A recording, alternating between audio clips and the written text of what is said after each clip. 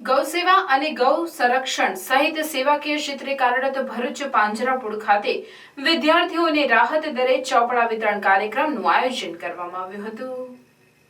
ભરૂચના પૂર્વ ધારાસભ્ય દુષ્યંતભાઈ પટેલના પ્રમુખ સ્થાને ભરૂચ પાંજરાપોળ ખાતે રાહત દરે ચોપડા વિતરણ કાર્યક્રમ યોજાયો હતો, જેમાં દુષ્યંતભાઈએ કહ્યું હતું કે જીવદયા અને ગૌરક્ષાની સાથે સાથે લોકો ઉપયોગી કાર્યક્રમ કરી આ સંસ્થા સાચા અર્થમાં સમાજસેવી સંસ્થા તરીકે સુંદર કામગીરી કરે છે કહી તેઓએ વિદ્યાર્થીઓને શુભકામના પણ પાઠવી હતી।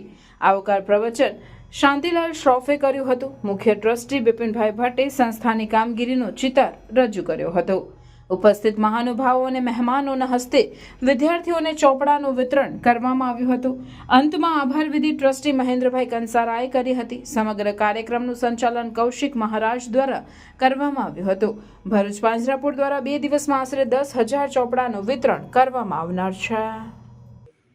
આ બધા કાર્યક્રમ જે કંઈ કરતા હોઈએ એની અંદર ખૂબ જહેમત હોતી હોય અને જ્યારે એ જહેમત બિપિનભાઈ, મહેન્દ્રભાઈ અને અહીંની આખી ટીમ એ ખૂબ સુંદર રીતે એ પાર પાડી છે અને આ વખતે લગભગ 10,000 નોટબુક્સ અહીંથી છપાવી છે અને અહીંથી વિતરણ થવાની છે 2 દિવસમાં, આજે અને આવતીકાલે। હૃદયપૂર્વકના હું અભિનંદન આપું છું। જ્યારથી પાંજરાપોળની અંદર બિપિનભાઈ, મહેન્દ્રભાઈ અને આખી ટીમે જે કાર્યભાર સંભાળ્યો છે ત્યાર પછી દિન પ્રતિદિન આપણે જોઈએ છે કે લોકોનો અહીંયા વિશ્વાસ વધતો ગયો છે। એમને ખૂબ પવિત્ર જગ્યા છે।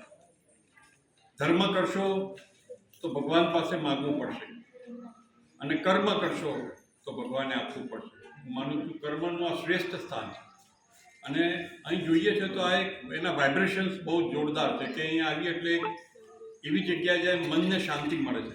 અને સવારે જ હું આવ્યો ત્યારે બિપિનભાઈ મને ખાસ કહ્યું કે અનેક એવા કાર્યક્રમો થાય છે અહીંયા આગળ। સવારે બહેનો યોગ કરે છે અને અનેક એવી પ્રવૃત્તિઓ પણ આ વિસ્તારના અનેક લોકો અહીંયા આગળ કરે છે। ખરેખર આ સાંભળીને ખૂબ આનંદ થાય અને આ પાંજરાપોળની અંદર હજુ પણ લોકોએ ભરૂચની અંદર જ્યારે વાતો કરતા હોઈએ તો આપણે જણાવતા હોઈએ કે પાંજરાપોળ તમે એક વખત વિઝિટ કરો તો હજુ ઘણા બધા લોકોએ જોયું નથી। તો આ એક પ્રકારનો શું થાય છે કે અહીંયા આવવાનો મોકો મળે અને આટલી સુંદર વ્યવસ્થા એ પ્રકારે શેડ બની રહ્યા છે અને હજુ કેવી રીતે સારી રીતે કરી શકાય, ગૌ માતાની સેવા કેવી સારી રીતે થઈ શકે એનું એક ઉત્તમ ઉદાહરણ એટલે ભરૂચ પાંજરાપોળની આપણી આ જગ્યા।